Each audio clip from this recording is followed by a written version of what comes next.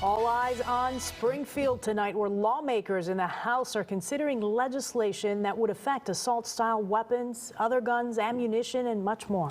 Yeah, people on both sides of the issue sounded off in Springfield today. WGN's Dana Rebick is joining us now with the very latest developments. Dana. Well, I was just taking a look at the House floor. They've been voting on a lot of other bills. This one has not come up yet, but we are patiently waiting, and there is word that that could happen tonight. Earlier this evening, the House committee passed a newly modified assault weapons ban bill, and now we are awaiting again a vote of the full House on this historic legislation aimed at curbing mass shootings and gun violence in Illinois. We will.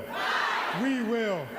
A rally in Springfield, lawmakers, advocates, and gun violence survivors speaking out, pushing for a ban on assault-style weapons in Illinois. Whether it's everyday gun violence in our inner city, like on the south side in my district, or suburban rural mass shootings.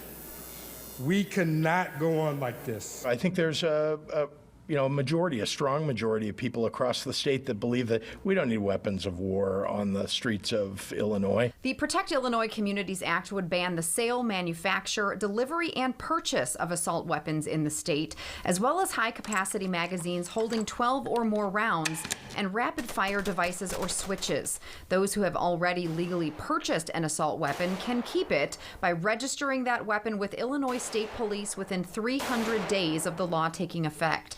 The bill would also increase the age to own a FOID card from 18 to 21. I've read it once. I have an understanding of what it does, but it still is rather disappointing. Gun rights advocates are pushing back against the bill in a committee hearing tonight, where we also heard from a Highland Park parade survivor. I fully support people's rights to own guns. I'm a former gun owner. I have a FOID card. I don't believe in stripping things away from people, but I do know what it feels like to run away from an AR-15. I know what it's like to run into a crowd of people running from an AR-15, and I know what it's like to live with a child who's trying to understand it.